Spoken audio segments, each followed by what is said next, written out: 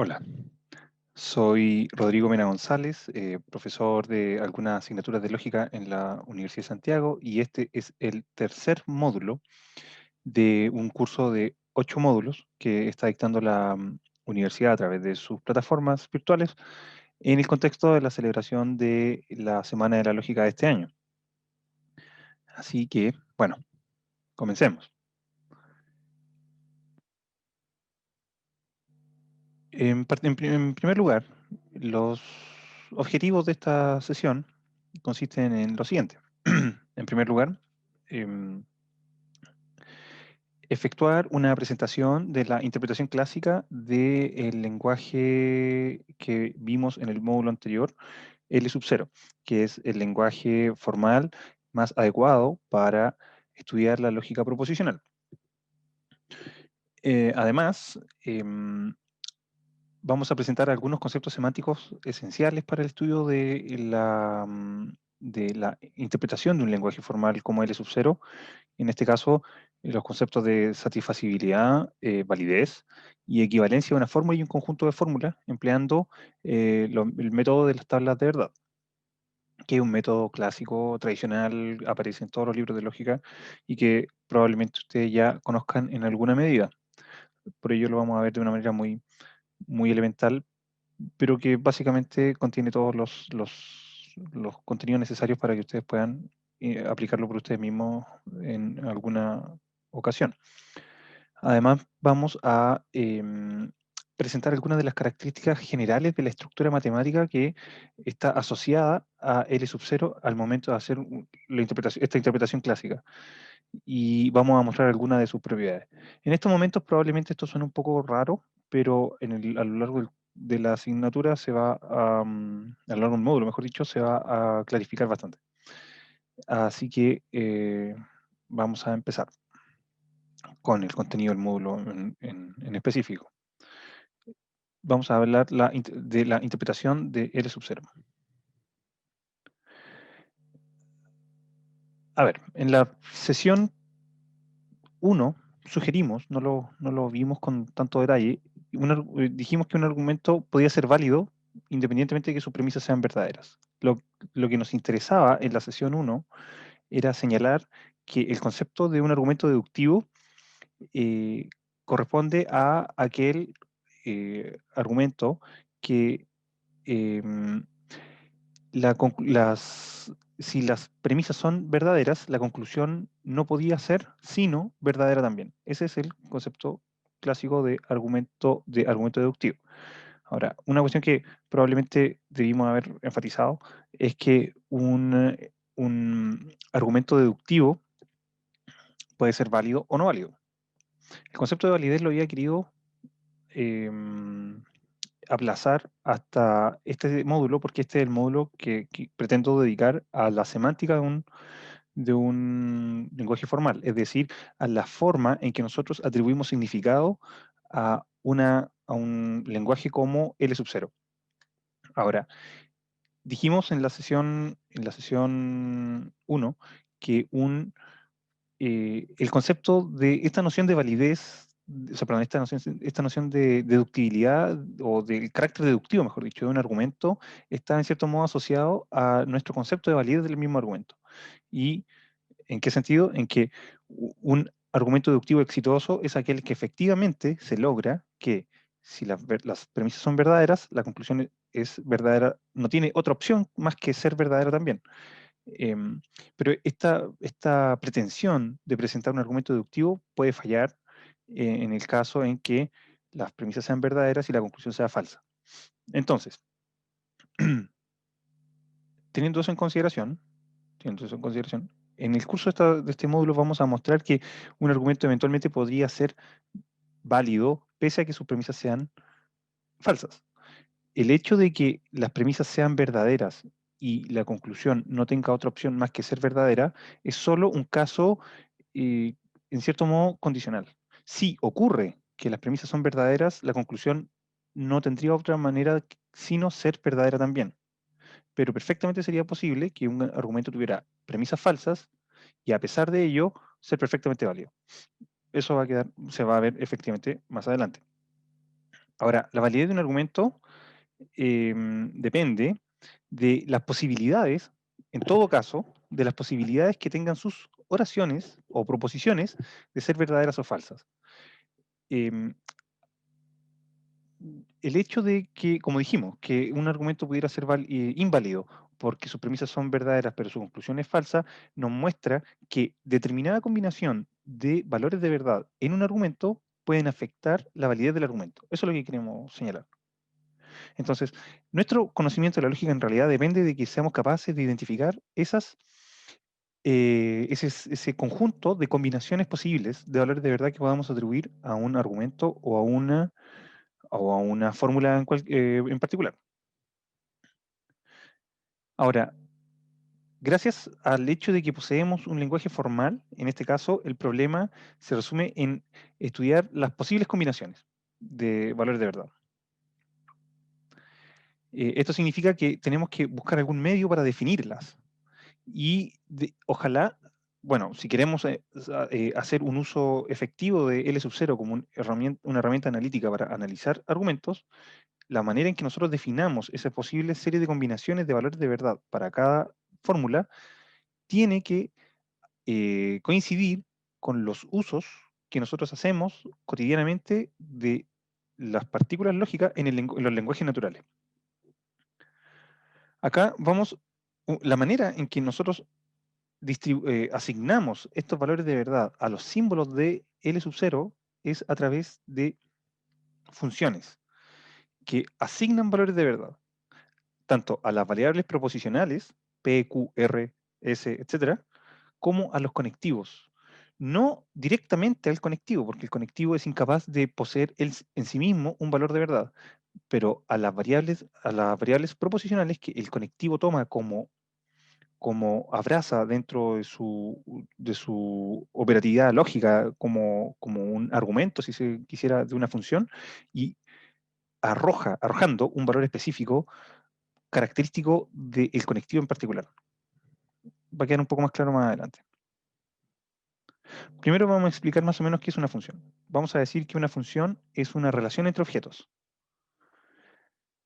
Eh, para mayor simpleza diremos que una relación es un par ordenado entre objetos pertenecientes a distintos grupos. Un par ordenado es un conjunto específico que posee dos elementos y que el orden de estos elementos es significativo. De manera que no podemos confundirlo con otro conjunto que posea los mismos elementos, pero en que estos estén en un orden distinto. Entonces, acá tenemos dos conjuntos. El conjunto A, que está compuesto por los miembros Luz y Max, y el conjunto B, que está compuesto por los elementos Olaf y Paula. La noción de la función, si queremos decir, o la relación descrita por la expresión es madre de, esta relación no es una función, esta relación nos indica que Luz es madre de Olaf y que Luz es madre de Paula. De que Luz es madre de Olaf y Luz es madre de Paula. Esta es una relación y el orden en esta relación es significativo, porque si lo invirtiéramos estaríamos falsificando la relación. Nosotros no podemos suponer que Olaf sea madre de Luz, al contrario, es Luz madre de Olaf. Por ende, el orden en que están dispuestos los miembros en este pequeño par debe ser respetado. Ahora, esta es simplemente una relación y asigna, pero la característica específica de las funciones es que las funciones asignan un único miembro en el conjunto de llegada, asignan un único miembro del conjunto de llegada al miembro del conjunto de salida. Entonces, esta es la razón por la cual la relación es madre de no constituye una función, porque es posible, y en este caso lo es, que al miembro del conjunto de salida, que es en este caso, perdón, al miembro del conjunto de salida, claro, que es en este caso luz, se le asignan dos miembros en el conjunto de llegada. Eso no es posible en una función. En una función siempre Siempre será una relación a la que se le asigne un miembro en el conjunto de llegada. Acá aparece en la pantalla. Una madre ciertamente puede tener muchos hijos, pero la relación ser hijo de sí es una función. ¿Por qué? Porque el ser hijo de solo puede indicar, puede llegar a un miembro en el conjunto de llegada. En este caso, el conjunto de llegada es el inverso, es el conjunto A, y el conjunto de salida es el conjunto B. Si Olaf y Paula son hermanos de madre, el Olaf es hijo de Luz, un único individuo en el conjunto de llegada. Y si Paula, y Paula, por supuesto, también es hija de Luz, un único individuo en el conjunto de llegada. Ahora, no nos interesa destacar algunas relaciones adicionales que podríamos decir, o sea, características adicionales que podríamos decir acerca de las relaciones, o sea, de las funciones, pero es llamativo inmediatamente que a diferentes miembros de un conjunto de salida se le puede atribuir un único miembro en el conjunto de llegada. Lo importante es que haya un único miembro en el conjunto de llegada para cada miembro del conjunto de salida, aunque sean en algunos casos concurrentes como el de la pantalla.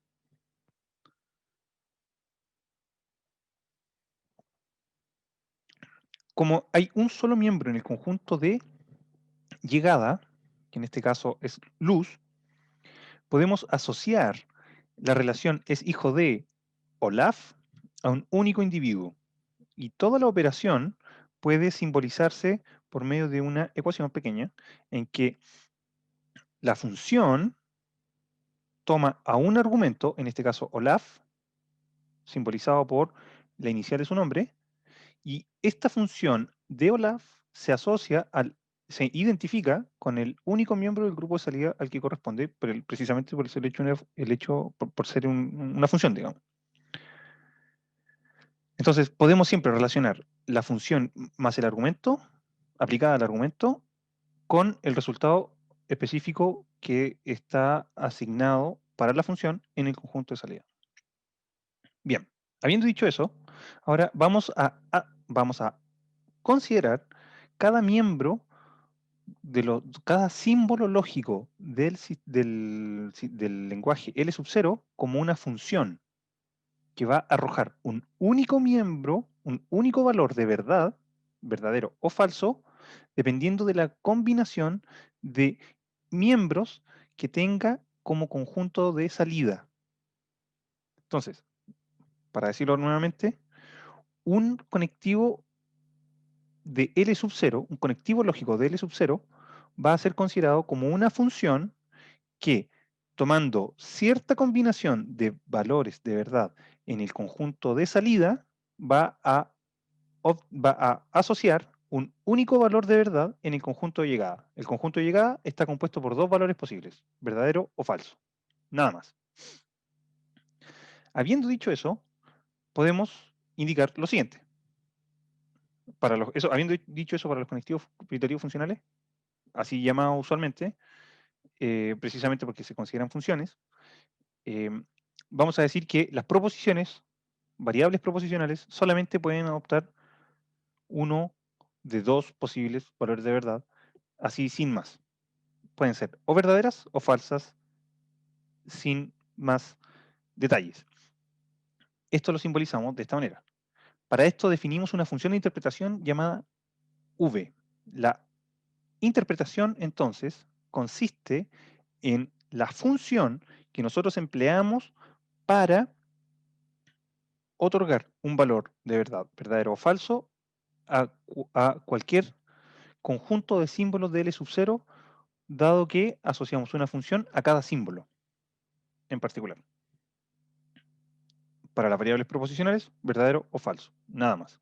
Y eso está resumido en la pantalla y en la tabla. P, por ejemplo, y aquí puede estar cualquier otra variable proposicional en su lugar, puede ser verdadero o falso.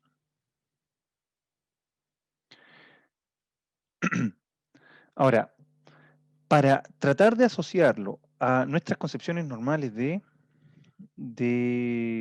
el lenguaje natural, tenemos que pensar exactamente cómo hacemos la asociación entre el símbolo específico, entre el conectivo específico del sub-0 y nuestros usos lingüísticos. Cuando en el caso anterior, vuelvo a la pantalla anterior, cuando en el caso anterior dijimos que las variables proposicionales pueden adoptar cualquiera de dos valores, lo que estamos diciendo es que consideramos en general que las oraciones o proposiciones de nuestro lenguaje natural pueden ser simplemente o verdaderas o falsas. Esto puede ser discutible y de hecho en lógica se han desarrollado diferentes sistemas lógicos que adoptan o proporcionan diferentes valores de verdad, más de dos valores de verdad, para una misma proposición. Pero eso no es el caso de este sistema que estamos viendo, que es el sistema clásico, y que constituye el objeto de estudio de este pequeño curso de 8 módulos. Ahora, volviendo a la pantalla siguiente, cuando tratamos de asociar el sentido de la negación en el lenguaje natural al símbolo de la negación, que según la sesión anterior poseemos en L sub 0, cuando tratamos de hacerlo, tenemos que pensar en qué circunstancias las negaciones podrían ser verdaderas y en qué circunstancias las negaciones podrían ser falsas. Y traducir eso en una cláusula asociada al símbolo específico, que nos dé una instrucción sobre cómo interpretar el símbolo cuando queremos darle un valor de verdad. Entonces, entendemos que en el lenguaje natural una negación es verdadera si la proposición negada es falsa. Y si la proposición original es verdadera, entonces la misma proposición negada es falsa. Si decimos que, por ejemplo, está lloviendo y eso es verdadero, decir no está lloviendo es falso. Y si decimos que estar lloviendo es falso, decir que no está lloviendo es verdadero. Es obvio. Acá tengo un ejemplo. Chile es un país tropical. Si decimos que Chile es un país tropical es falso, entonces decir Chile no es un país tropical es verdadero. Y lo mismo a la inversa, como aparece en la oración 2. Esto se puede resumir en las siguientes cláusulas desde el punto de vista simbólico. La función de evaluación o interpretación aplicada a la negación de alfa da lugar a verdadero si la misma función de interpretación aplicada a alfa sin negación es falso. Muy simple. Y se resume en esta tabla. Cada vez que alfa toma un valor falso, no alfa toma un valor verdadero. Y a la inversa. En el caso de la conjunción, la asociamos a expresiones como y, pero, también, etc. Usualmente consideramos que una conjunción es verdadera cuando ambos conjuntos son verdaderos y que es falsa si al menos un conjunto es falso. Basta que uno de ellos sea falso para que la conjunción entera sea falsa. Si decimos llueve y hace frío y consideramos que eso es verdadero, entonces ocurre que llueve y además hace frío. Ambas descripciones del estado de cosas del mundo serían, en este caso, verdaderas. Pero si decimos que llueve y hace frío es falso, y es falsa si alfa es falso o beta es falso, lo cual está resumido en esta tabla. Todos los estudiantes de lógica tienen que usualmente memorizarse estas tablas de verdad para cada símbolo, porque luego cuando se hacen ejercicios tienen que reproducirlos mentalmente. Ahora, es muy simple identificar criterios que nos permitan como reconocer o recordar, mejor dicho, cuál es el valor que asigna el conectivo específico a la combinación de valores que toma. Acá mostramos, por ejemplo, que si la función toma dos valores de verdad verdaderos, como alfa y beta, como en 1, entonces el resultado que arroja es verdadero en el conjunto de llegada. Verdadero. Pero si toma cualquier valor que aparezca con falso, f, cualquier valor f, da resultado f. Por lo tanto, la f, en el caso de la conjunción, contamina de f's todos los resultados. La conjunción solamente es verdadera cuando ambos conjuntos son verdaderos.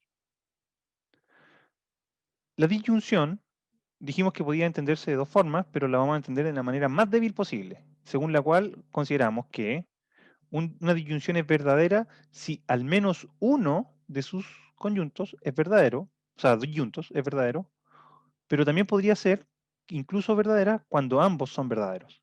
Si decimos, por ejemplo, que llueve o hace frío, o llueve o hace frío, esto puede ser verdadero porque es verdadero que llueva, o es verdadero que haga frío, o es verdadero que llueva y haga frío al mismo tiempo. Y es falsa cuando ambos disyuntos son falsos. Es decir, cuando es falso que llueva y al mismo tiempo es falso que haga frío. Cuando decimos entonces que llueve o hace frío y decimos que es falso, es porque es falso que llueva y es falso que haga frío. En cierto modo, una disyunción muestra un estado de conocimientos del mundo en que nosotros no estamos seguros de qué es lo que ocurre realmente, pero sí estamos seguros de que al menos ocurre alguno de estos casos. Los casos descritos por la disyunción. Está descrito en la siguiente cláusula.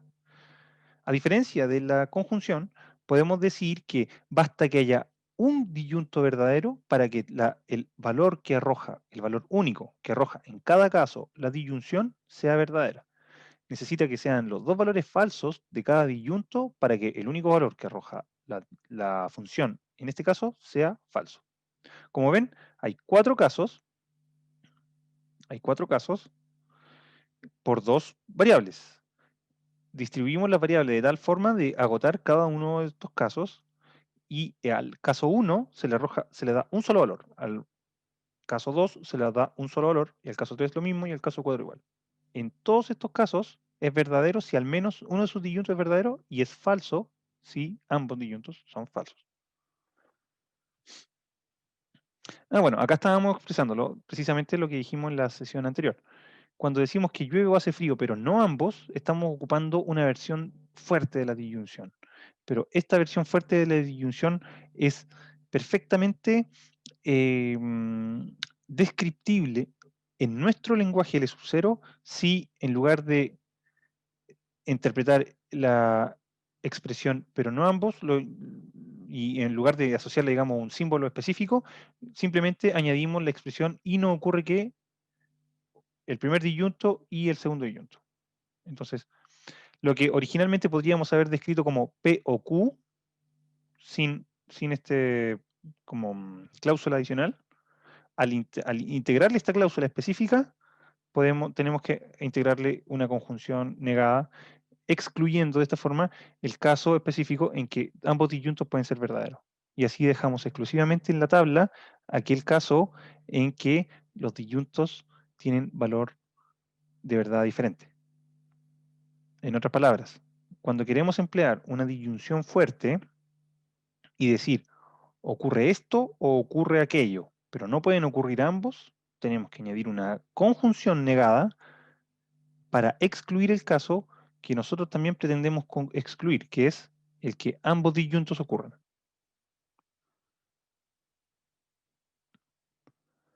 Bien, en el caso del condicional,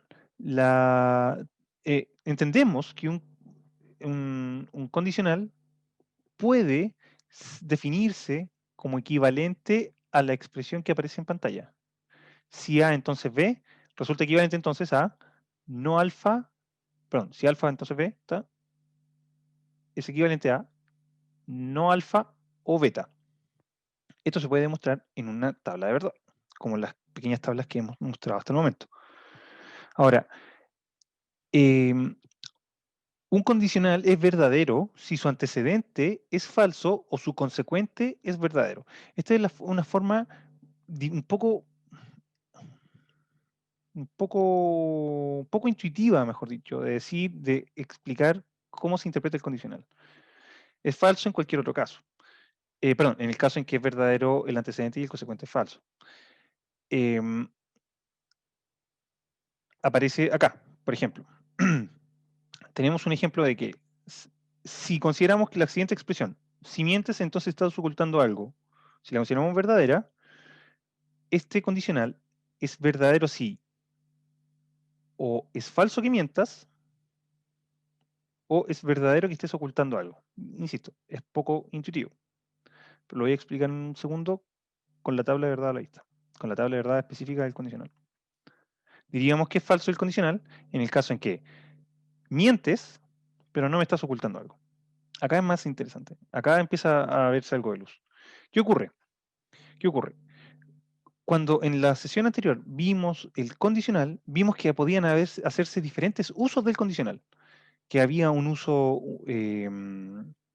asociado o tratando de captar relaciones de causalidad, que había un uso conceptual del condicional, pero también que había un uso irónico o absurdo del condicional.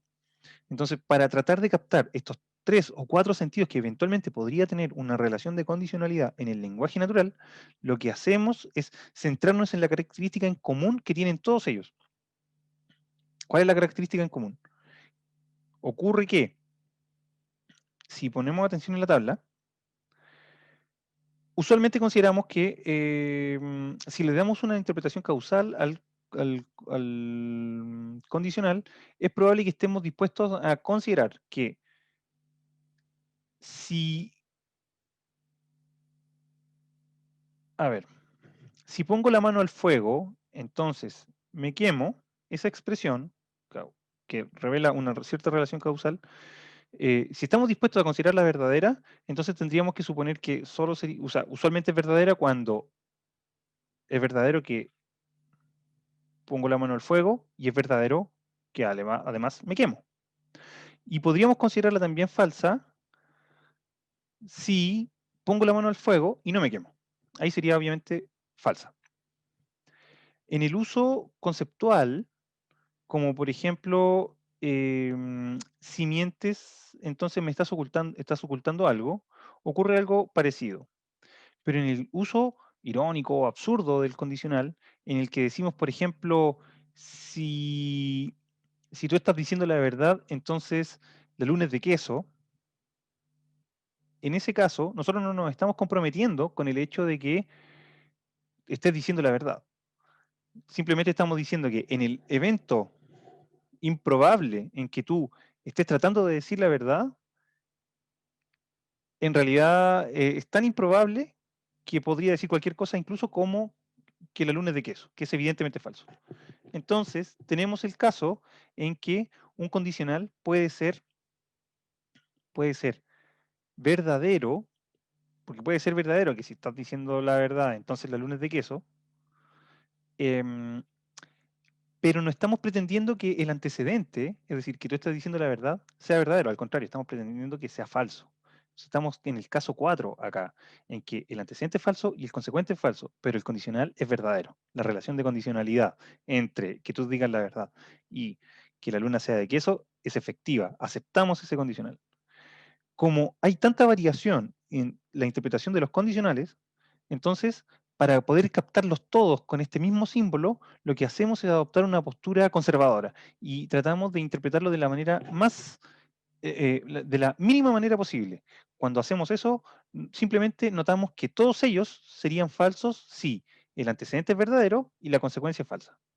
Entonces, este es el único criterio que nosotros disponemos para identificar realmente al condicional. El condicional siempre es falso si la, mm, el antecedente es verdadero y la consecuencia es falsa. Porque claro, si pongo la mano al fuego y no me quemo, entonces es falso que si pongo la mano al fuego, me quemo. También es falso que si estás diciendo la verdad y además la luna no es de queso, porque probablemente sí estás diciendo la verdad. Y efectivamente, entonces es falso que la luna sea de queso. Por lo tanto, no podríamos aceptar esta relación de condicionalidad absurda o irónica. Espero haber respondido un poco a la posible pregunta acerca de cómo entender el condicional que mucha gente se plantea al estudiar lógica y que genera dolores de cabeza usualmente a los estudiantes cuando tienen que abordar este problema en las pruebas, em, porque efectivamente no es una interpretación pacífica del símbolo. De hecho, desde muy temprano en el siglo XX comenzaron las críticas técnicas a esta interpretación del condicional que dio lugar a ríos de tinta y a numerosos sistemas de lógica que han tratado de corregir este problema en que parece extraño asumir un condicional en que ambos miembros de la relación condicionalidad sean falsos, pero el condicional sea verdadero, sin embargo. Esta es la explicación estándar que indica Copy en la introducción a la lógica, en su manual probablemente más conocido, y que también es recogida, por ejemplo, por Quine en su texto de lógica matemática, el famoso libro de Quine de lógica matemática.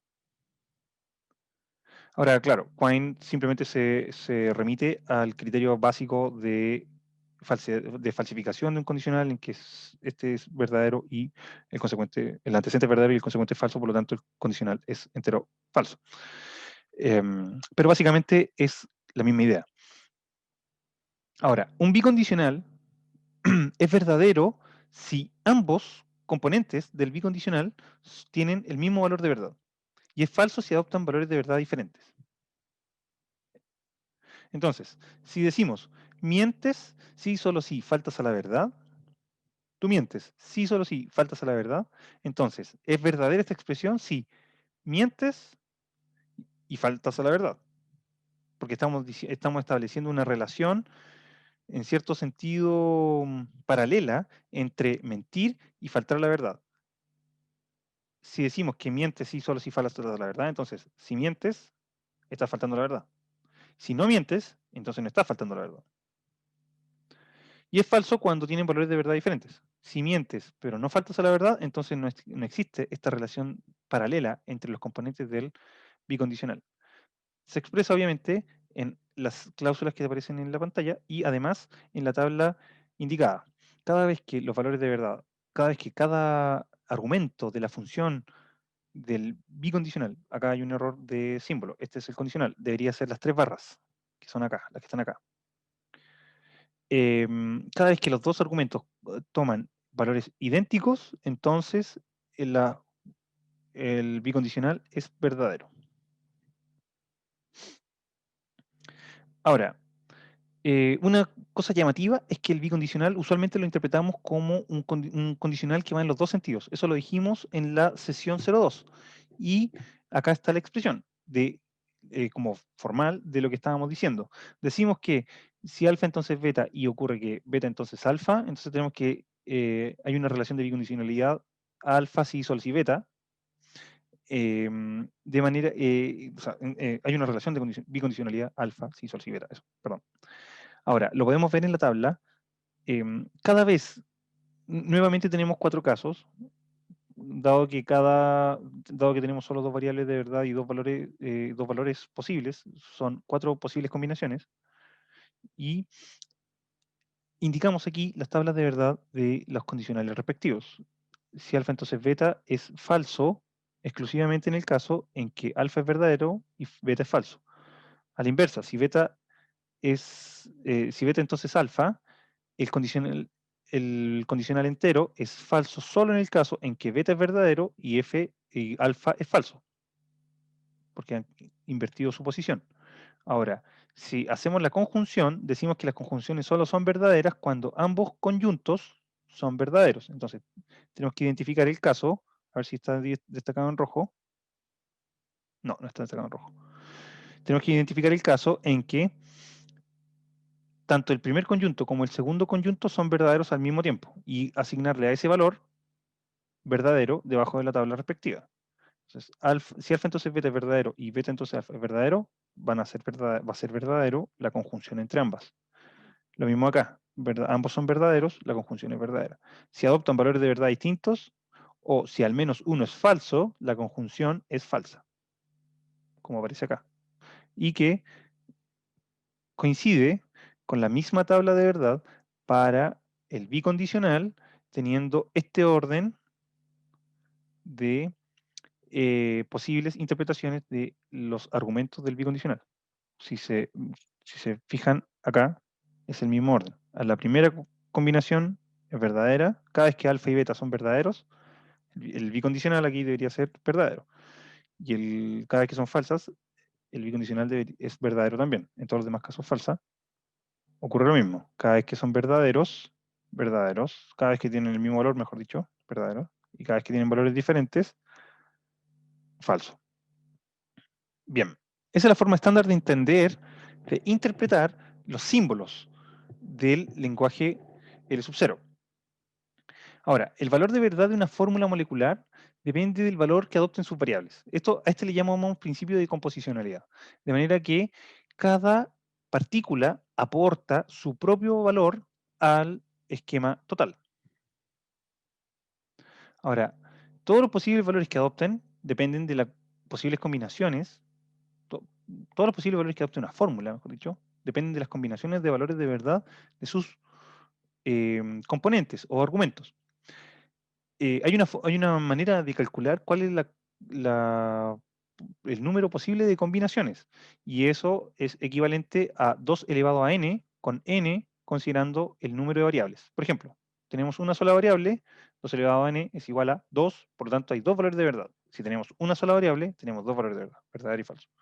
Si tenemos dos variables, 2 elevado a 2, o 2 elevado al cuadrado, es 4, por lo tanto tenemos cuatro distintas posibles combinaciones de valores de verdad para dos variables, como aparece en pantalla.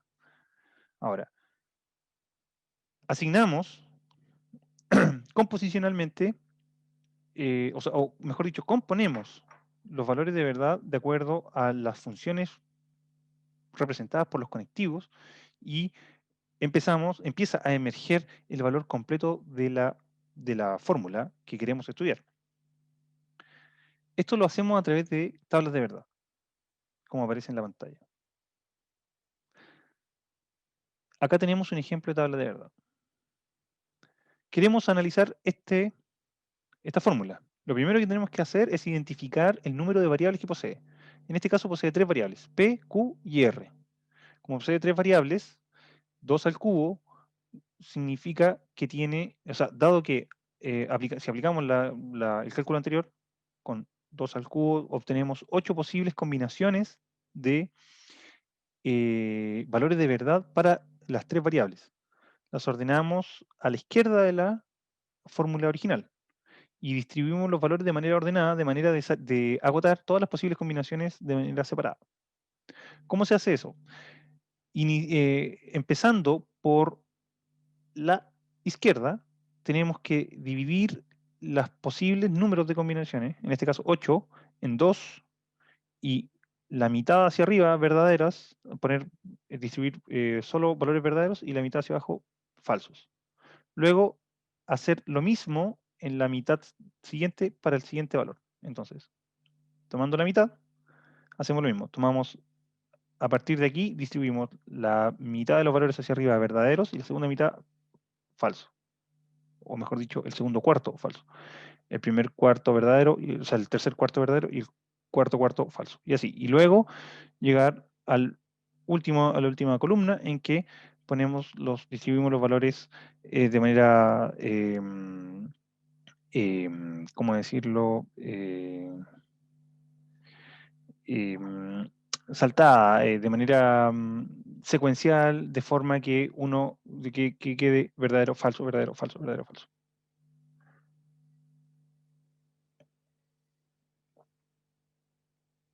Claro, de forma alternada. Bien, luego, ¿qué hacemos? Bajo cada variable respectiva, copiamos la misma columna que indicamos a la izquierda, en la expresión de la izquierda, en el conjunto de valores que indicamos a la izquierda, eso es. Salvo el caso en que la variable respectiva esté antecedida por una negación. En ese caso, invertimos los valores de verdad, porque ese es el sentido de la negación, invertir el valor de verdad. Entonces, acá tenemos que no P implica que tengamos que añadir los primeros cuatro valores falsos, porque originalmente los primeros cuatro valores eran verdaderos, y los últimos cuatro valores verdaderos, porque los últimos cuatro valores originales eran falsos. Invertimos la función. Pero en este caso, Q, como no aparece negado, copiamos tal cual la misma columna, porque tenemos que respetar la forma ordenada en la que estamos distribuyendo los posibles valores de verdad en el momento de calcularlos para determinar el valor definitivo de la fórmula. Y hacemos lo mismo con todos los demás variables. Luego, comenzamos a asignar los valores a los conectivos que están más anidados, es decir, los que están que están al interior de otras fórmulas. Ya o mejor dicho, dentro del alcance de algún otro conectivo. En este caso, el más anidado es esa conjunción que se encuentra dentro del alcance de dos diferentes conectivos. El bicondicional que está acá, puesto que el condicional, o sea, esta conjunción es el primer componente de este condicional, de tres, perdón. La negación, que también niega a toda esta expresión bicondicional, y el condicional final, que está en el exterior, que tiene como consecuente a toda esta negación. Bien, comenzamos por esta expresión entonces, y lo asociamos de acuerdo a la tabla específica de la conjunción. Decimos que de acuerdo a la conjunción, cada vez que ambos conjuntos son verdaderos, se le asigna un valor verdadero. Y cuando al menos uno tiene valor falso, entonces tiene valor falso. Y así hacemos con todo lo demás. Luego, continuamos con la siguiente fórmula del grado inferior, del conectivo de grado inferior. Y hacemos lo mismo. Cada vez que tenemos, de acuerdo al bicondicional, cada vez que tenemos fórmulas con el, perdón, componentes con el mismo valor de verdad, tenemos que darle un mismo valor. Ahora, ojo, en este caso, no podemos asociar Q a P, ni R a P. Lo que tenemos que hacer es asociar el valor de verdad que tiene la conjunción completa, porque es la conjunción, el elemento que está siendo abarcado realmente por este conectivo. Así que eliminamos, dejamos de considerar, ignoramos las columnas asociadas a cada variable que ya empleamos y nos quedamos simplemente con las columnas que realmente nos interesan. En este caso, la primera combinación de valores, verdadero y verdadero, da para el bicondicional verdadero, puesto que son iguales. La siguiente, por supuesto, sería falsa. La siguiente sería falsa también, y así con todas las demás. Seguimos entonces con los siguientes valores que están en el grado a continuación, en el grado inferior a continuación, en la estructura de la fórmula. Hacemos lo mismo. En este caso, debimos haber ignorado Q y no P. Efectivamente fueron ignoradas y claro, lamentablemente no quedaron en gris, pero efectivamente fueron ignoradas y la asignación de valores fue conforme a la tabla de la disyunción para no P y Q, y en este caso, simplemente la negación que invierte los valores que le asignamos al conectivo principal dentro de la negación. Entonces, cada vez que este es verdadero, este es falso, cada vez que este es falso, este es verdadero, y así. Y luego, lo que hacemos es tratar el conectivo final, que es el conectivo principal de la fórmula, tomando exclusivamente aquellos valores que son relevantes para la determinación del mismo y de acuerdo a la tabla de verdad respectiva del símbolo. En este caso, el condicional. Y nos da esta solución. Aquí hemos desarrollado la tabla de verdad exhaustivamente y podemos determinar cuál es el carácter de esta expresión. Es o mejor dicho, las características generales de la expresión. Cómo se comporta en términos de verdad y falsedad esa fórmula. Ahora, debido a que poseemos un método que nos permite identificar exhaustivamente cuáles son los valores de verdad para cada fórmula de L sub 0 y para cualquier asignación de valores que puedan poseer sus variables, vamos a definir entonces a la satisfacibilidad, o vamos a decir, mejor dicho, que una fórmula es satisfacible si su conectivo principal posee al menos un valor verdadero en sus posibles combinaciones de valores de verdad. Es decir, en sus posibles interpretaciones, para decirlo ya más técnicamente, en sus posibles interpretaciones hay al menos una de ellas que tiene valor de verdad, verdadero, y que son insatisfacibles aquellas fórmulas en las que no hay ninguna interpretación que arroje valor verdadero para esa fórmula. Entonces, la que aparece en pantalla, evidentemente, es satisfacible debido a que en los casos 2 a 5 es verdadera. Extendiendo esta noción de satisfacibilidad, podemos decir que un conjunto de fórmulas es satisfacible si cada una de las fórmulas que son miembros de este conjunto es satisfacible para la misma combinación de valores de verdad para todas ellas. Entonces, si hay una interpretación que haga a todas las fórmulas del conjunto verdaderas, al menos, habiendo una sola, podemos decir que ese conjunto es satisfacible. Es lo que decíamos en la primera sesión. Un conjunto de creencias es satisfacible si todas ellas, al menos, en algún momento, pueden ser verdaderas. En algún momento, todas verdaderas. Es lo mismo. De hecho, esta es una forma un poco más eh, pomposa, quizá pedante de decirlo.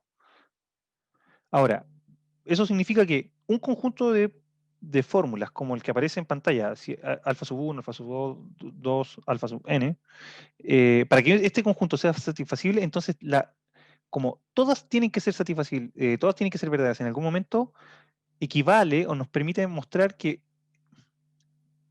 en el lenguaje de L sub 0, ese hecho puede redactarse, puede reflejarse o representarse por una conjunción que, en la cual todas las variables que pertenezcan a esta conjunción sean verdaderas.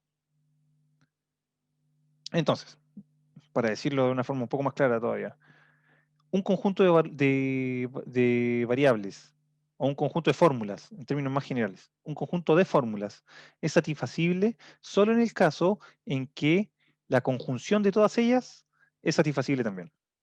Ahora, lo interesante es que en este nivel estamos hablando del conjunto desde el punto de vista del conjunto. Pero en este punto estamos hablando en el lenguaje propio de L sub 0, lo que nos dice que las conclusiones que nosotros podamos obtener en relación a la satisfacibilidad, la podemos reflejar en la propia combinación de símbolos de L sub 0. Ya no es solo un resultado que nosotros podemos tener desde un punto de vista metalógico, eh, haciendo una reflexión o un análisis acerca de las posibilidades de satisfacibilidad de un conjunto. Podemos tomar esta observación acerca de los conjuntos y escribirla en el lenguaje del sub 0 en sí mismo. Ahora, dijimos en la sesión 01 que la concepción de consecuencia semántica puede captar la idea de satisfacibilidad. Y de hecho, ese resultado, la equivalencia, en cierto modo, entre la concepción de satisfacibilidad y consecuencia semántica, es uno de los principales resultados que nosotros vamos a querer mostrar en cualquier curso de lógica y en particular en este. Decimos que beta es consecuencia de un conjunto de fórmulas siempre y cuando, si añadimos beta a este conjunto de fórmulas, el conjunto resultante es satisfacible. Pero es insatisfacible si a ese mismo conjunto de fórmulas le añadimos beta negado, como aparece en pantalla. Y esto se simboliza de manera específica con este símbolo especial que está acá en el 60, que se llama torniquete. Em, bien, bueno, lo dijimos antes, perdón. Em, el hecho de que una fórmula sea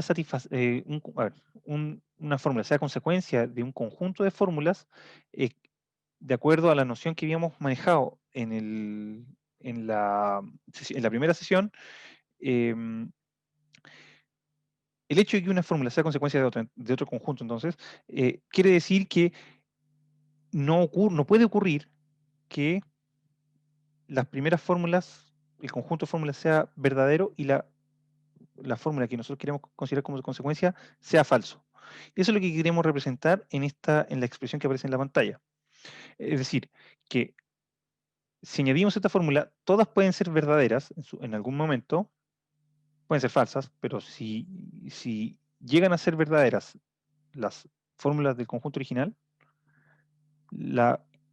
unión de este conjunto con la conjunción de este conjunto con esta fórmula que queremos presentar como consecuencia, también tiene que ser verdadera. O sea, pueden ser todas verdaderas. Pero no puede ser, no puede ocurrir que siendo estas verdaderas, esta sea falsa. Beta sea falsa, perdón. Porque si este conjunto es satisfacible con beta negado, significa que beta negado puede ser verdadero. Por lo tanto, beta se puede ser falso en el caso en que aún las alfas sean verdaderas. Por lo tanto, mal podríamos considerar a beta como una consecuencia de este conjunto de alfa sub 1 a alfa sub n, si siendo estas verdaderas, esta pudiera ser falsa. Esto ya lo dijimos en la sesión 01 y lo quería reiterar acá. Ahora, este es un resultado interesante, porque nos proporciona un símbolo metalógico. Este símbolo no pertenece a L sub 0, pero nos muestra que, dada un conjunto de fórmulas que sean verdaderas, si se da esta relación de satisfacibilidad entre ellas y otra fórmula, esa otra fórmula entonces es consecuencia de las primeras. Suena un poco a chino, pero si ustedes lo ven junto con la pantalla, no es difícil de entender.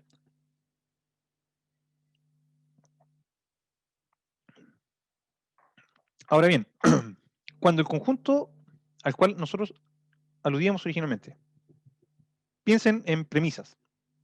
Cuando ese conjunto es vacío, lo que podemos sostener es que podemos emplear este símbolo metalógico que no opera en R sub 0. Podemos emplear este símbolo metalógico igual, suponiendo que beta deriva de un conjunto vacío, puesto que el conjunto de premisas es cero. O sea, el número de premisas es cero. Y este símbolo todavía tiene la misma utilidad. Podemos emplear esta fórmula detrás de este torniquete siempre que beta sea satisfacible, pero no beta sea insatisfacible. Es decir, siempre que no beta no tenga ninguna opción de ser verdadera bajo ningún caso. Cuando una fórmula no puede tener ningún valor verdadero en ningún caso, decimos que es una contradicción. Cuando una fórmula obtiene valores verdaderos para todos sus posibles casos, entonces decimos que es una tautología. Y cuando una fórmula adquiere a veces valores verdaderos y a veces valores falsos para distintas interpretaciones, decimos que es contingente. Representamos el hecho de que una fórmula sea tautológica, es decir, que sea siempre verdadera, con el símbolo T, que a veces para algunas presentaciones de la lógica puede ser incluido como parte del L sub 0 y para otras simplemente no. En este caso no lo estamos considerando como parte del L sub 0, simplemente como un símbolo metalógico que estamos empleando o metalingüístico para representar el caso en que estamos frente a una fórmula que siempre es verdadera o tautológica. Entonces se cumple que cada vez que tenemos una forma tautológica tenemos que esta deriva del conjunto vacío, deriva de la nada. Ahora, podemos decir que una fórmula, este es un resultado interesante adicional. Si tenemos una fórmula condicional que es tautológica, lo que estamos diciendo es que el conjunto formado el conjunto formado por su antecedente y su consecuente negado es insatisfacible. Esto es un resultado que es muy simple de obtener en papel, lo que nos permite mostrar que, dado que este símbolo, dado que si esta fórmula es tautológica, alfa y el conjunto alfa y no beta tiene que ser insatisfacible, nos muestra que el condicional en el lenguaje de L sub 0 se comporta de manera semejante al símbolo del torniquete, que nosotros ya habíamos mencionado en la lámina anterior, que se comportaba de la misma manera. Cada vez que integramos el torniquete en relación a un conjunto de fórmulas y con otra fórmula que consideramos su consecuencia, ocurre que la expresión se cumple siempre que la consecuencia sea, digamos, satisfacible en unión a las otras, pero la consecuencia negada sea insatisfacible. Lo mismo que acá. Solo que acá es menos general y con menos antecedentes en el condicional. Entonces, lo que nos dice es que, este resultado nos dice que nuestra noción de consecuencia lógica, que nosotros hemos simbolizado desde un punto de vista semántico, desde el punto de vista de los valores de verdad, con el torniquete, se comporta exactamente igual que la flecha en el lenguaje de L sub 0.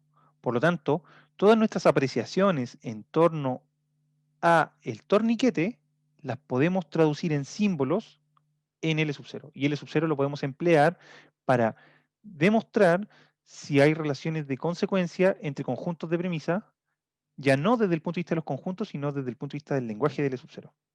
O sea, podemos emplear el lenguaje L sub 0 como un instrumento para mostrarnos si un conjunto de premisas y una conclusión es válido o no, o claro, es válido o no.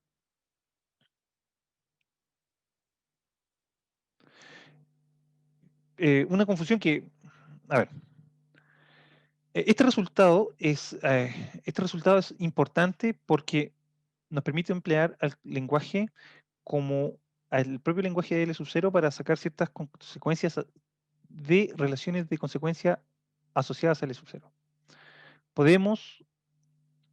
Tenemos que distinguir, y esto es la confusión a la que quería referirme originalmente, tenemos que distinguir entre lo que el lenguaje es capaz de describir y los actos que podemos hacer con el lenguaje. En un lenguaje tan complejo como el castellano, dar una orden y describir el acto por el cual se da una orden es siempre posible. Pero en un lenguaje formal eso no siempre es así. Entonces, eh, si nosotros, dentro de esta lógica, dentro de L sub 0, si nosotros queremos dar una orden, o si queremos hacer un proceso, hacer el proceso de razonamiento, dado que es un acto, eventualmente podríamos carecer de esa posibilidad, de carecer de la posibilidad de describir el proceso de razonamiento dentro del propio lenguaje que estamos empleando. Porque el proceso de razonamiento es algo que ocurre fuera del lenguaje, pero en relación al lenguaje. No necesariamente este lenguaje es capaz de mostrar este hecho. En este caso lo que estamos diciendo es que sí, debido a que poseemos un símbolo que se comporta exactamente igual que la relación de consecuencia cuando la consideramos entre conjuntos de proposiciones que consideramos premisas y otra proposición que consideramos consecuencia de estas premisas. Bien, este hecho entonces permite mostrar que, que si consideráramos a alfa como la única premisa de un conjunto de premisas, podríamos considerar a alfa o beta como la conclusión de esta premisa, de esta única premisa, puesto que empleando el condicional de L sub 0 y efectuando una tabla de verdad, para cualquier valor que adopte alfa, la relación de derivabilidad es siempre verdadera, es siempre efectiva. Por lo tanto, es correcto.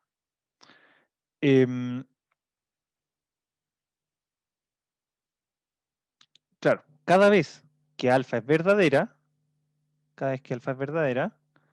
la consecuencia también es verdadera. O en otras palabras, cada vez que alfa es verdadera, la consecuencia no tiene otra opción más que ser verdadera. Acá está representado en la pantalla. Este es un resultado sorprendente, muy interesante.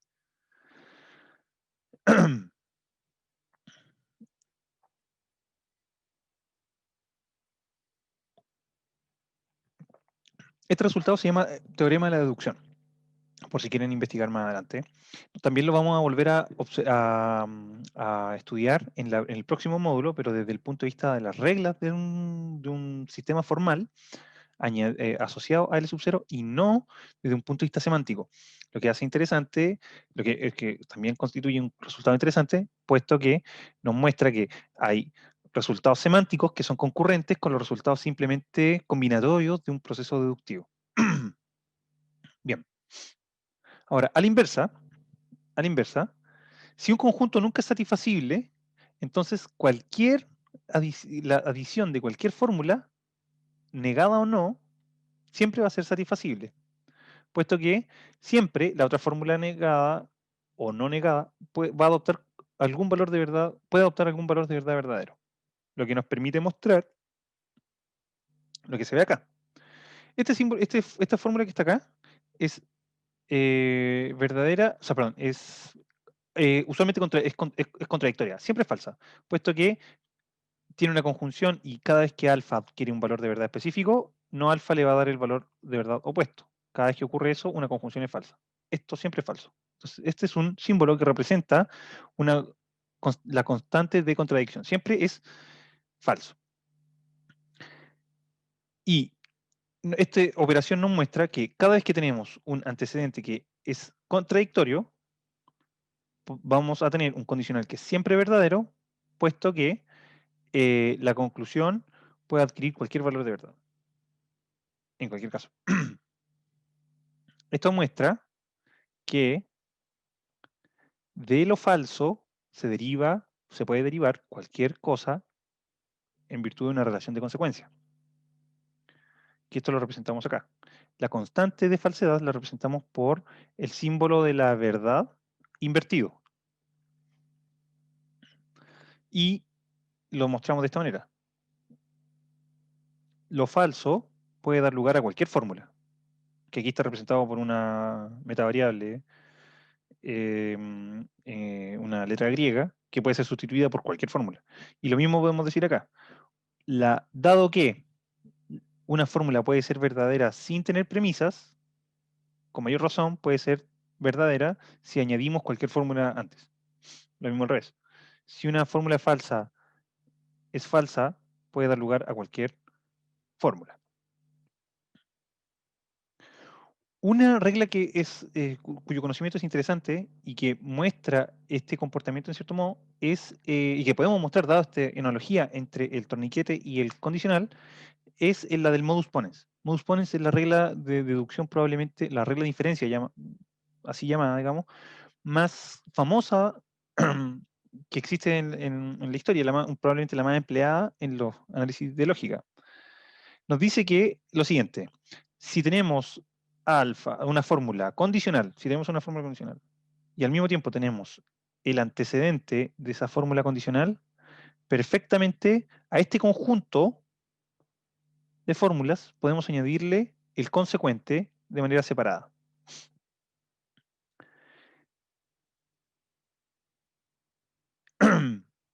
Ahora, en otras palabras, podemos decir que este conjunto es satisfacible siempre que esta expresión también lo es.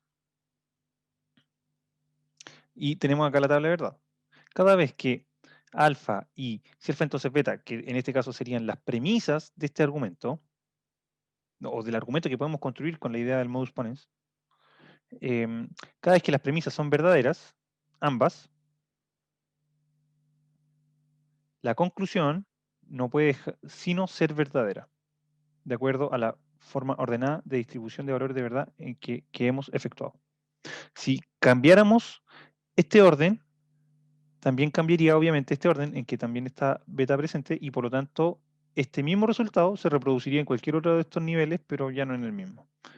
El punto es que da lo mismo cómo organicemos los valores dentro de esta tabla, si respetamos la asignación de valores de acuerdo al carácter funcional de los conectivos, entonces esto tiene que ser verdadero igual. Esto nos da otro resultado, que es el de la equivalencia. Que hay fórmulas que poseen el mismo valor de verdad si se les atribuye la misma distribución de valores de verdad a cada una de sus variables. Esto está demostrado acá. En cada nivel, para cada interpretación, acá tenemos 8 interpretaciones que nosotros hemos denominado de la letra A a la H en la columna de la izquierda. Para cada interpretación coinciden todos sus valores. Cuando ocurre esto decimos que son fórmulas equivalentes. Ahora, en estos casos se cumple que una siempre puede ser considerada consecuencia de la otra, de acuerdo al uso del torniquete. Lo pueden comprobar en su caso. y viceversa. Por lo tanto, el torniquete puede funcionar para los dos lados. Esto muestra también que se cumple una analogía entre el torniquete en los dos sentidos con el bicondicional, obviamente. Esto significa que ambas fórmulas que están ligadas por este bicondicional coinciden en todas sus interpretaciones. Lo que además muestra que podemos sustituir una fórmula por la otra en cualquier contexto de cadena de símbolos, sin impactar el valor de verdad de la fórmula total a la cual en la cual estas se introduzcan, puesto que, dada una interpretación específica, siempre arrojan el mismo valor de verdad. Usualmente en matemáticas se reconoce la noción de clase de equivalencia en relación a la idea de conjunto. Decimos que un conjunto puede ser un agregado arbitrario de cosas, pero a un conjunto le podemos añadir una relación entre estas cosas, que son miembros del conjunto. Cuando añadimos una relación, usualmente podemos agrupar a los miembros en virtud de esa relación, según si son equivalentes o no. Cuando agrupamos a estos miembros de acuerdo a su equivalencia en virtud de esta relación, decimos que tenemos una clase de equivalencia. Y la clase de equivalencia la identificamos mediante estas dos barras alrededor de cualquiera de sus individuos que usamos como representante, en este caso Juan. Por ejemplo, si al conjunto de hijos de alguien añadimos la relación entre estos hijos tienen el mismo padre, podemos dividir a todo el conjunto de hijos en diferentes clases de equivalencia, según la cual todos los subconjuntos que sean formados por estas clases de equivalencia van a ser integrados por hermanos, y cualquiera de esos hermanos puede representar a todo el conjunto. En nuestro caso, lo que hemos hecho hasta el momento es añadir a L sub 0 a partir de la distribución a través de la interpretación de los conectivos, hemos añadido una relación de equivalencia, que es la que acabamos de mostrar, lo que nos permite identificar dos clases de equivalencia específicas, la de las tautologías, de acuerdo a la cual todas las fórmulas que son tautológicas son siempre verdaderas, y la de las contradicciones, de acuerdo con la cual todas las fórmulas contradictorias son siempre falsas. Ahora, teniendo este resultado, nos interesa detenernos acá y entender una cosa. Cuando nosotros empleamos estos métodos en lógica, lo que estamos tratando de hacer es darle un significado a este lenguaje formal. Cuando hacemos eso, lo que nos interesa es lo que estamos tratando de hacer para simplificarnos la vida y emplear herramientas que nos permitan sacar conclusiones aún más simples. Lo que hacemos es asociar una estructura matemática a este lenguaje formal, porque la matemática nos proporciona un montón de herramientas que nos pueden ser útiles para entender cuáles son las características de este lenguaje formal. Es usualmente un error considerar a las matemáticas simplemente como el conjunto de cálculos que hacemos en el colegio o en la escuela, las matemáticas nos proporcionan herramientas de un alto grado de abstracción para entender usualmente la realidad. Y este es un caso en que nosotros podemos hacer una aplicación de las matemáticas a un lenguaje. Entonces, la idea es asociar una estructura matemática a este lenguaje y que esta estructura matemática refleje lo que nosotros queremos decir en este lenguaje. Entonces, lo que queremos hacer es que cada vez que nosotros digamos que la fórmula es verdadera en el lenguaje, también o sea, ese hecho, cada vez que decimos eso, ese hecho se traduce a un determinado comportamiento de esta estructura matemática. Acá decimos, por ejemplo, que 2 más 2 es 4, que 2 más 2 es 4 es verdadero, equivale a afirmar que existe una estructura matemática. O sea, si queremos decir que 2 más 2 es 4 es una oración verdadera, lo que estamos tratando de decir es que existe una estructura matemática que está compuesta por los números naturales, por ejemplo, una operación de suma y una operación de sucesión que nos permite obtener este resultado. De manera que se cumple para esa estructura matemática, este conjunto de los números naturales asociados a una operación, a dos operaciones, o tres o cuatro, etcétera, y se cumple que 2 más 2 es 4. Cuando ocurre eso, hemos hecho exitosamente la asociación de una estructura matemática a un hecho de este lenguaje formal. Si estamos empleando, por ejemplo, el lenguaje formal de las matemáticas. En este caso, la estructura que vamos a adoptar es una estructura específica que nos permita reflejar el comportamiento de la expresión es verdadero o es falso en el lenguaje. Entonces, usualmente se distingue, se considera que una estructura matemática es un cuádruple. Es un cuádruple, compuesto por un conjunto de cualquier cosa. Pueden ser los números naturales, pueden ser los números reales, puede ser cualquier cosa en realidad, no necesariamente matemático. Un conjunto de relaciones que operan dentro de este conjunto, un conjunto de funciones que operan en asociado a este conjunto y ciertos índices que nosotros empleamos para identificar a cada individuo dentro del conjunto al cual nos estamos refiriendo. Usualmente, cuando se trata de una estructura matemática, obviamente, claro, ahí me corrijo automáticamente, el conjunto tiene que ser matemático, usualmente, pero puede ser un conjunto cualquiera igual. Puede ser un conjunto de puntos, etcétera, etcétera. En el caso de la lógica proposicional clásica, que es la que estamos estudiando acá, la estructura es la que aparece en la pantalla, en la parte, en la sección derecha de la pantalla. Es el conjunto que compone esta estructura es un conjunto que tiene dos miembros, 0 y 1, al cual los asociamos usualmente a los valores de verdad. 0 para falso, 1 para verdadero. Y añadimos a este conjunto tres operaciones.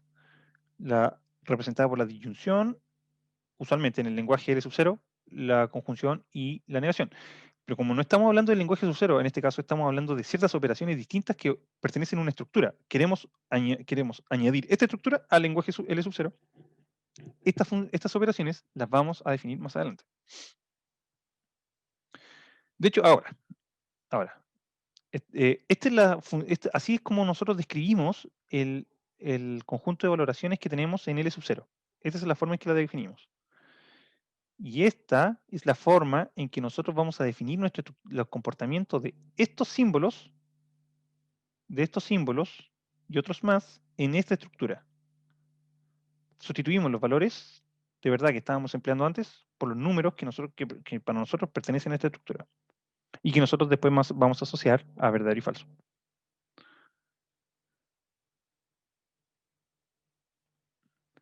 Y estas cláusulas se pueden como reescribir de esta manera.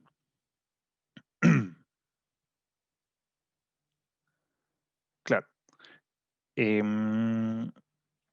Decimos que los valores de las variables pueden ser 0 o 1, que el valor de la negación es igual a 1 menos el valor de la fórmula, y así, que el valor de la cuña invertida, o de la capucha invertida, mejor dicho, de la capucha invertida, es el valor máximo que puede adoptar el primer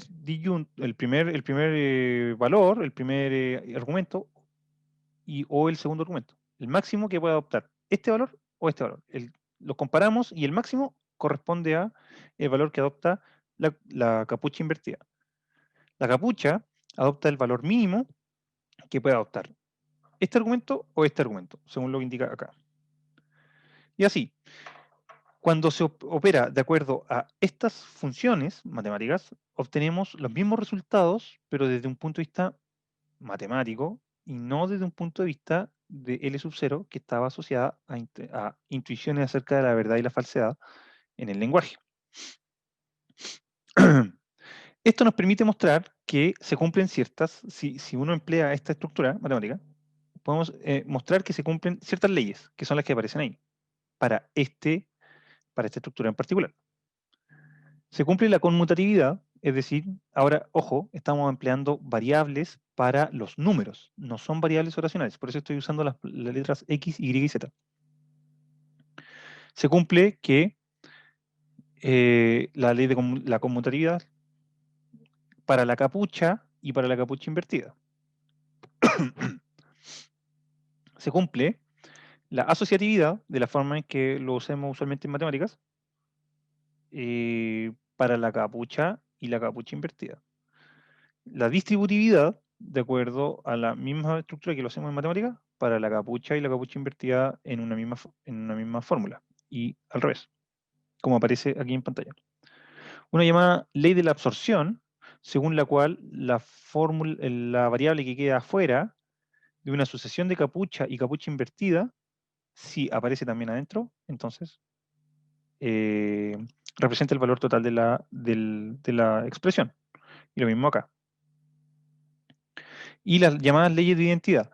Acá ya sabemos que si le asignamos valor 0 a la expresión, perdón, esta va a tener valor 1. Y como la fórmula de la capucha da el valor mínimo entre los dos, 0 y 1 va a dar valor 0.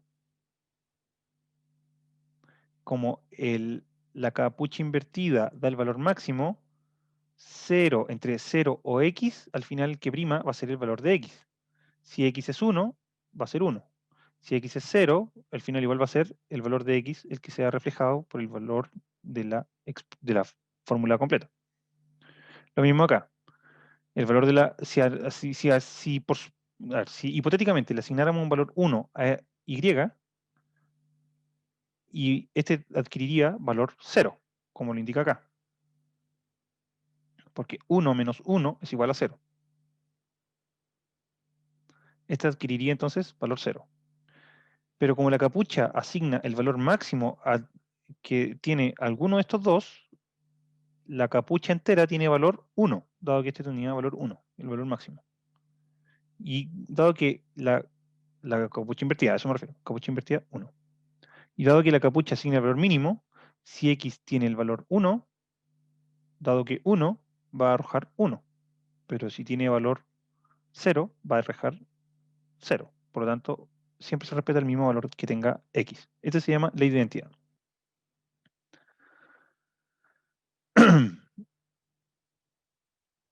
Bien.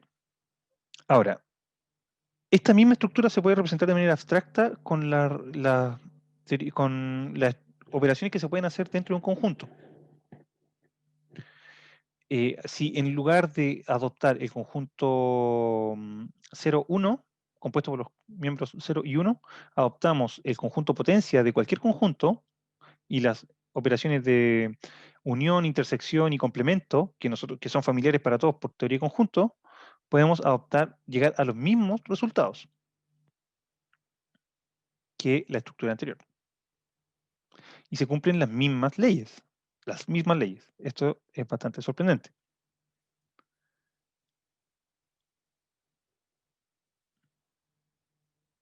Claro, tomando en este caso el valor el valor 1 como el conjunto completo y el valor 0 como el conjunto vacío que pertenece a todos los conjuntos. Ahora,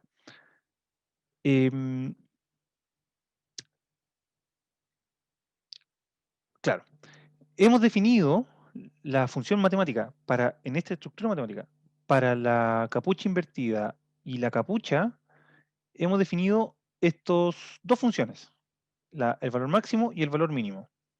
Ahora, ocurre que estas dos funciones pueden ser intercambiadas, pueden definirse de manera intercambiada. De manera que los resultados que se pueden expresar en una se pueden expresar en la otra. Si siempre vamos a obtener el máximo entre los dos valores que adopten los argumentos de la capucha invertida si hacemos esta operación. 1 menos el mínimo de 1 menos el valor de cada argumento. Suena un poco extraño. Lo que quiero decir es que aplicando las reglas anteriores, las funciones anteriores, podemos reescribir cualquier función máxima o mínima asociada a la capucha invertida o a la capucha sin pérdida.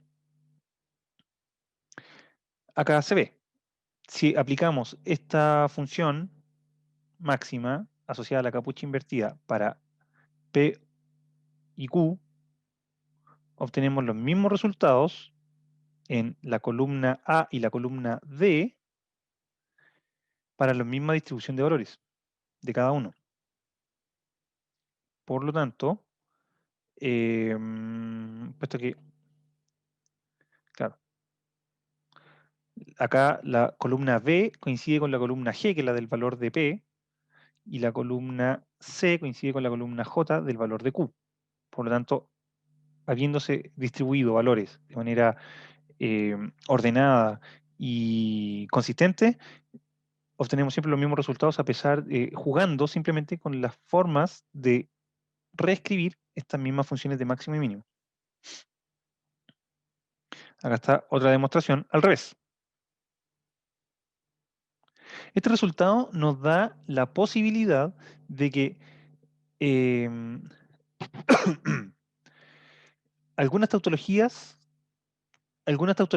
de cierta forma definidas para las capuchas invertidas pueda ser reescrita para la capucha y viceversa.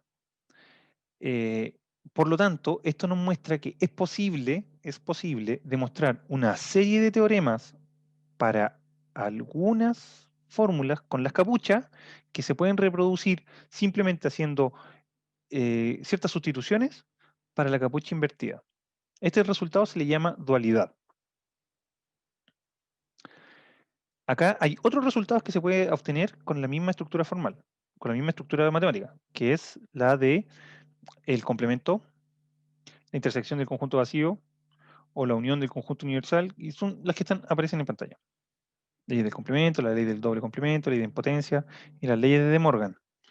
Augustus De Morgan fue un gran matemático inglés del siglo XIX que colaboró con el desarrollo precisamente de estas observaciones acerca del comportamiento de la estructura matemática otorgada por George Boole, otro matemático inglés también, que generó esta estructura.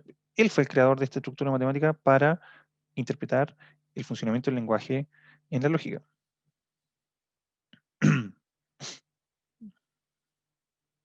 Ahora, esta estructura la podemos asociar, podemos mostrar que el torniquete, que nos muestra las relaciones de consecuencia, constituye también una relación de orden en términos matemáticos.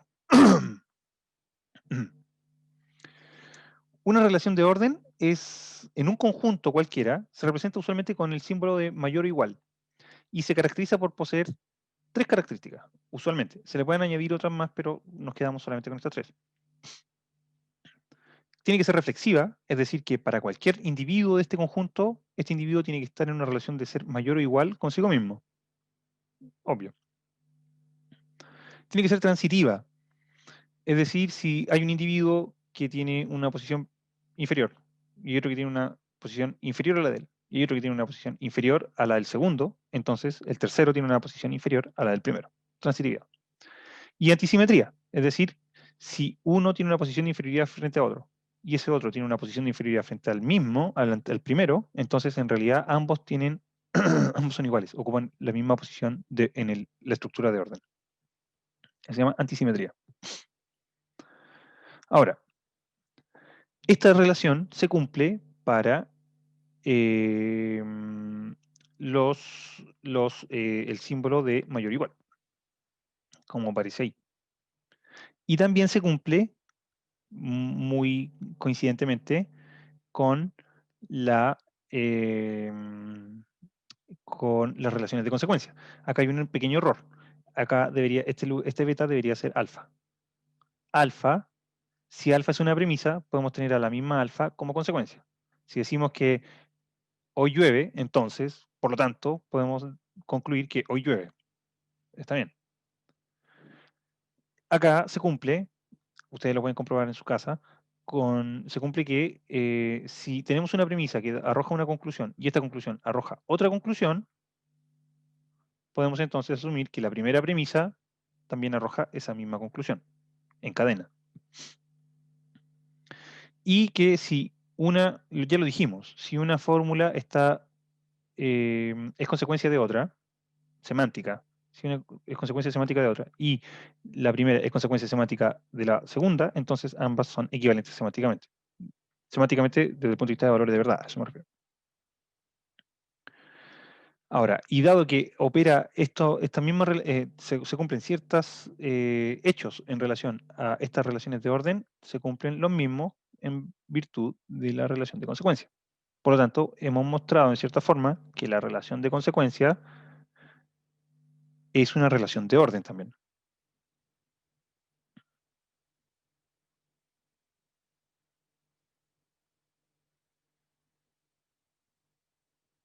Claro, acá hay un pequeño error también. Estas fórmulas que aparecen acá abajo no deberían coincidir con las que están acá arriba. Acá hay un error en la formulación del PPT. Perdón. Bueno, ahora, un resultado interesante que nos interesa destacar es que un conjunto ordenado por esta relación, que es análoga al torniquete, a la relación de consecuencia, puede representarse por un diagrama de esta forma. Estos se llaman diagramas de Hasse y que son especialmente adecuados para interpretar este tipo de relaciones de orden. En esta fórmula, cada individuo, cada fórmula que tenga X, que pertenezca al conjunto, digamos, para cada fórmula que pertenezca a este conjunto, eso es lo que quiero decir, existe la fórmula negada o la fórmula complementaria. Para cada fórmula de un conjunto como este, existe su complemento. Y si para cualquiera de dos fórmulas existe también la operación descrita por la capucha invertida, una operación máxima. Entonces, si tomamos a X como miembro de A, también tenemos que considerar, de acuerdo a esta estructura de orden, que existe el complemento. Si no, no se darían todos estos resultados que aparecen a la derecha de la pantalla. Y para cada cualesquiera dos fórmulas, existe la capucha invertida, que suele asignar el valor mayor que asuma cualquiera de ellas, que en este caso está representado acá. Y como para todas las fórmulas existe su complemento, tenemos el complemento de la capucha invertida, que es específicamente la capucha, que asigna el valor menor para cualquiera de ellas. Por ende, se cumplen ambas relaciones en esta pequeña estructura. Podemos obtener el mismo resultado para dos variables y expandir esta misma estructura que tenemos acá a la izquierda, expandirla para estas dos variables.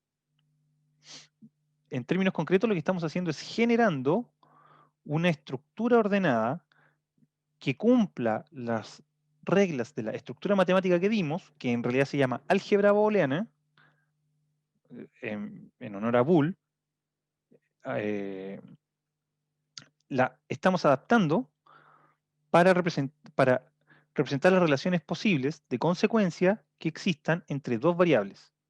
Y este es el resultado. Cuando tomamos estos elementos X e Y, en este caso, como generadores de esta estructura, de esta álgebra, podemos encontrar todas estas relaciones de orden en ellas.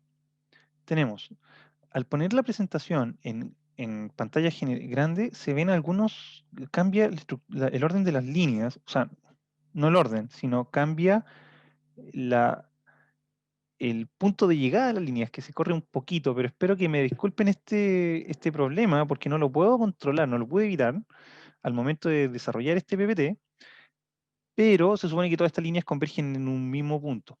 Acá se desconfigura un poquito y se corren, pero no hay pérdida en lo que queremos decir. Cada una de estas líneas representa una relación de orden. Si tenemos, a ver si lo presentamos acá, esta estructura general cumple las mismas reglas que indicamos acá, en la izquierda de la pantalla. Estas reglas son las que nos permiten estructurar o permiten crear esta estructura matemática.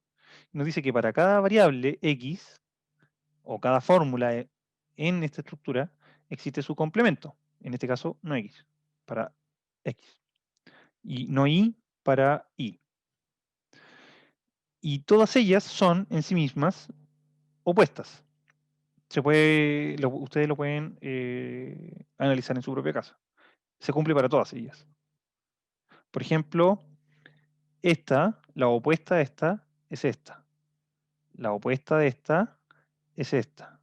La opuesta de esta es esta. La opuesta de 1 es 0. Y la opuesta de esta es esta. Es muy simple. A ver si ustedes llegan a los mismos resultados que yo. Por otra parte, para cada dos fórmulas, siempre hay una cota superior. Así se dice usualmente. Una cota superior. Para X e Y existe un X o Y. Que en este caso lo estoy leyendo con el lenguaje de del L sub 0, pero esto es una estructura matemática que se llama álgebra booleana y que podríamos llamarle capucha invertida.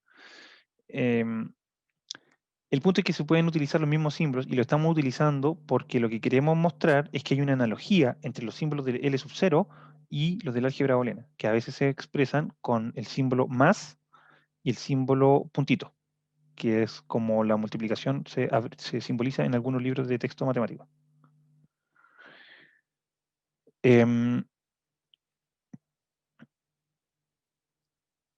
Pero claro, que como queremos hacer patente el que existe una estructura matemática que es equivalente, es idéntica al funcionamiento del lenguaje en L sub 0, entonces empleamos los mismos símbolos y así se utiliza usualmente en los libros de álgebra abstracta o de lógica que abordan este enfoque, que es el enfoque algebraico de la lógica. Y para cada uno de ellos hay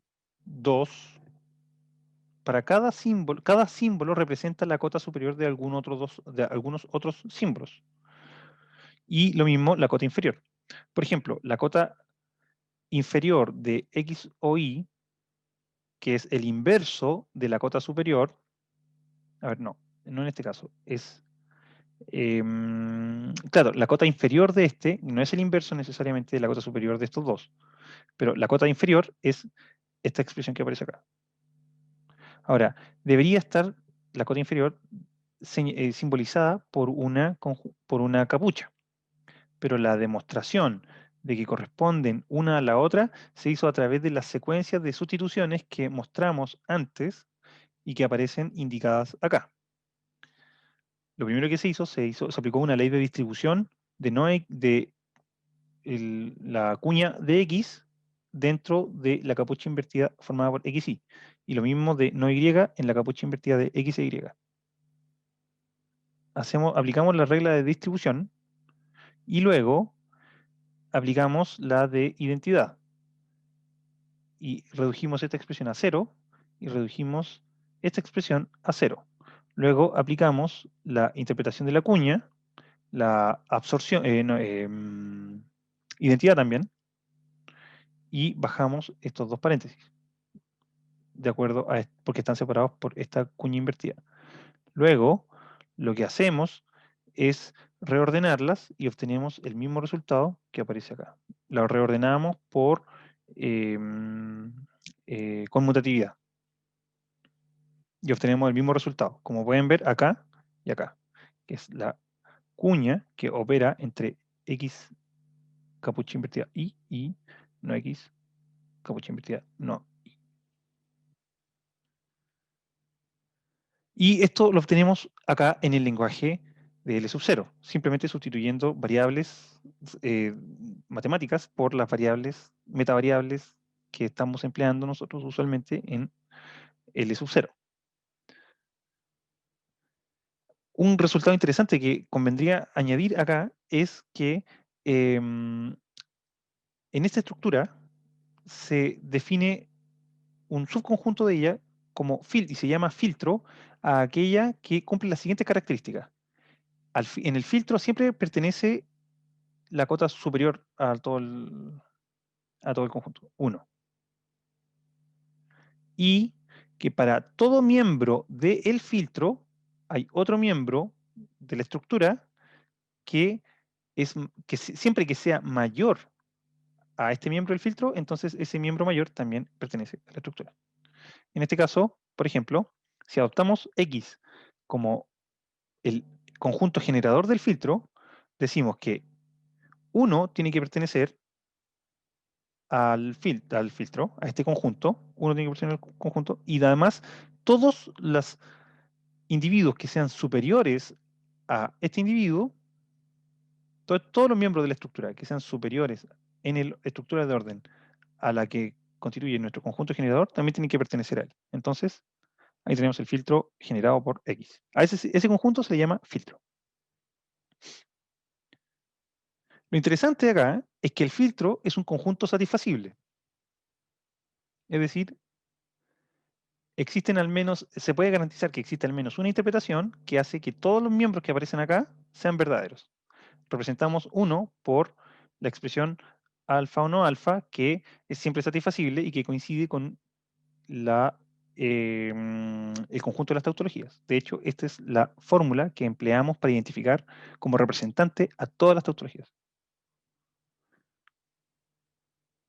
Si tomamos esta otra fórmula, tenemos que decir que uno pertenece al filtro, pero además todas las que están en un orden superior a ella. Entonces, todas las que están conectadas a través de estas líneas hacia arriba. En el primer nivel son todas estas, en el segundo nivel son todas ellas, y en el tercer nivel es esta. Y este conjunto también es satisfacible. Esto nos permite mostrar algo que habíamos dejado pendiente de la primera sesión, que es que la relación de consecuencia de Tarski se puede representar por estos axiomas que Tarski enunció en la década de los 30 del siglo pasado. Decimos que el primero nos muestra que cualquier conjunto de premisas es miembro del conjunto de consecuencias de las premisas. Y esto es correcto porque, en este caso, el conjunto generador, que es alfa, este es nuestro conjunto generador, es miembro del conjunto del filtro. Claro, es miembro del conjunto representado por el filtro, F. Y en este caso, el conjunto formado por alfa y no beta también es miembro del conjunto F, filtro, en este caso G, perdón, que cuyos miembros son todos los que aparecen en rojo en la estructura anterior. Ahora, se cumple que si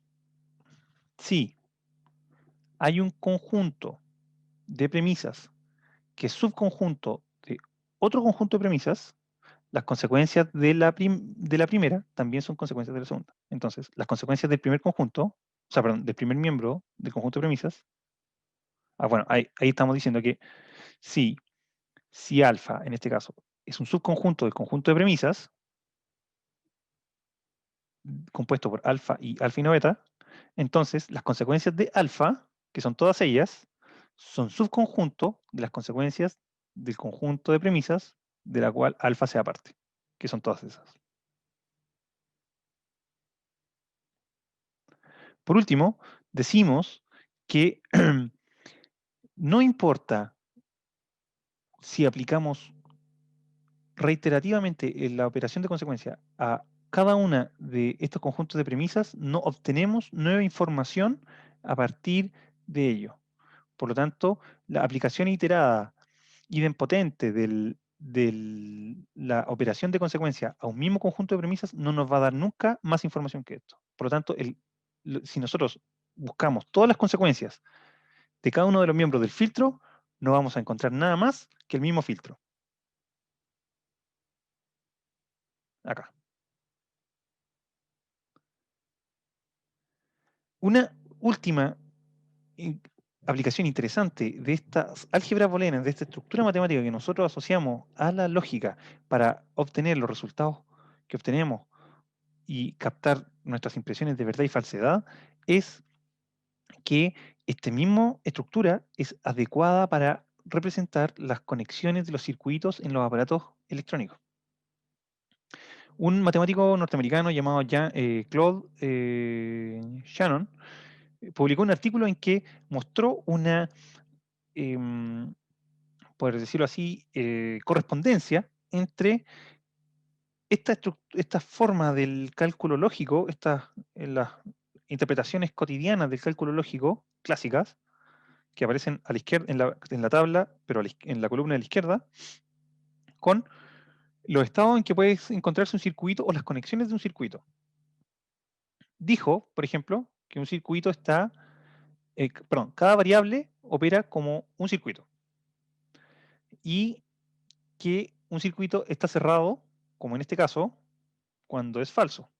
Perdón, cuando un circuito está cerrado, opera de manera que podríamos decir analógica a cuando una variable es falsa, porque en este caso en el circuito no transcurre corriente.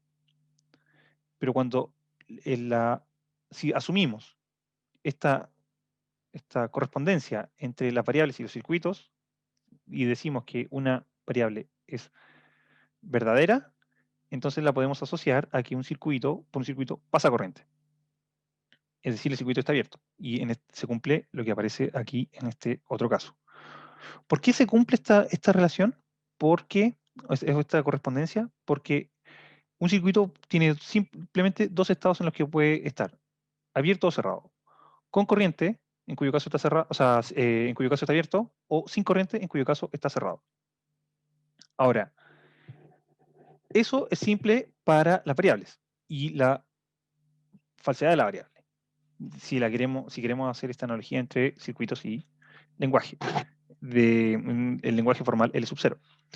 Pero si queremos representar los demás conectivos, entonces tenemos que entender que una conjunción en el lenguaje L sub 0 opera en relación a la asignación de valores de verdad de manera semejante a circuitos que están en serie, como aparece acá, en serie, en relación a los estados de corriente que puede transcurrir a través de ellos.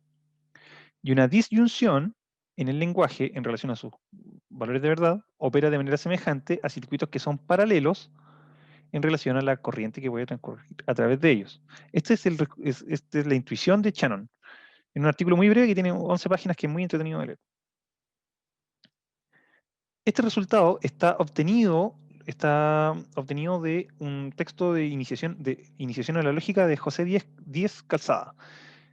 Y lo toma de otro texto que en este momento no recuerdo, Arnold, creo que es, sobre álgebras booleanas, y nos muestra que una fórmula como la que aparece acá en la parte inferior puede ser representada de manera más o menos análoga, de acuerdo a la convención anterior, por el circuito que aparece en la pantalla, a la izquierda.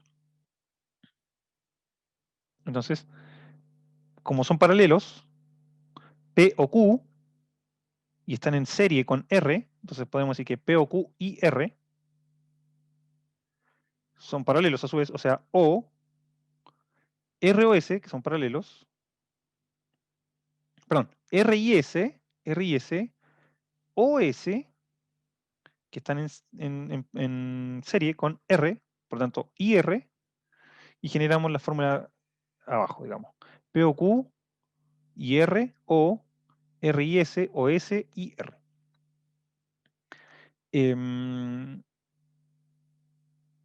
Bien, entonces este circuito se comportaría más o menos idénticamente a esto, si aceptamos esta correspondencia. Efectuando esta operación de simplificación, que todas las operaciones de simplificación o las de deducción o equivalencia que se hagan en lógica siempre tienen que indicar a la derecha las reglas que se aplican. En este caso no lo hice por una cuestión de tiempo y espacio además, pero la puedo aplicar. Acá lo que ocurrió es una absorción de S, de toda esta expresión en S, una regla de absorción, y baja esta misma expresión, pero sin esto, por lo tanto S y R, baja completo. Luego se distribuyó,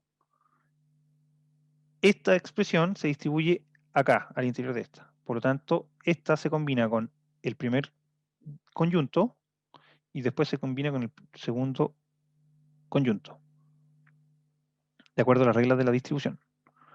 Luego se aplica la absorción a esta segunda expresión resultante. Luego se distribuye, esta expresión se distribuye en esta otra expresión. Entonces se toma y se relaciona con, de acuerdo a esta relación, con S, y luego esta expresión con R, o R, acá. Luego, lo que ocurrió acá es una asociatividad. Y este paréntesis que aparece aquí se corrió a abrazar esta expresión con esta expresión. Y luego, lo que ocurre es una absorción de todo este paréntesis por R. Lo que nos muestra que esta expresión se puede decir,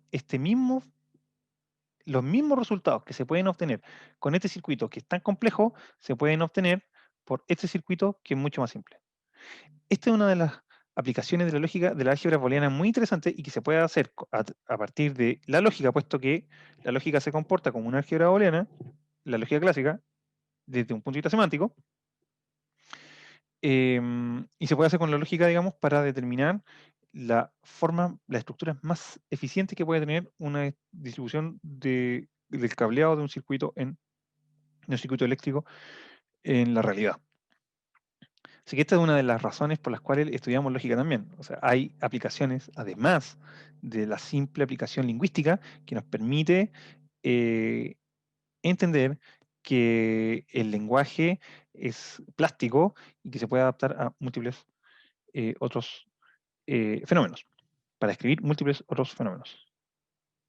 Eso, creo que esto ha sido todo en esta sesión y nos vemos en la siguiente. Espero que les haya gustado. Cualquier duda lo vamos a resolver en la sesión respectiva de em, de la jornada de la Semana de la Lógica que están celebrándose en la Universidad de Santiago. Así que me despido. Hasta luego.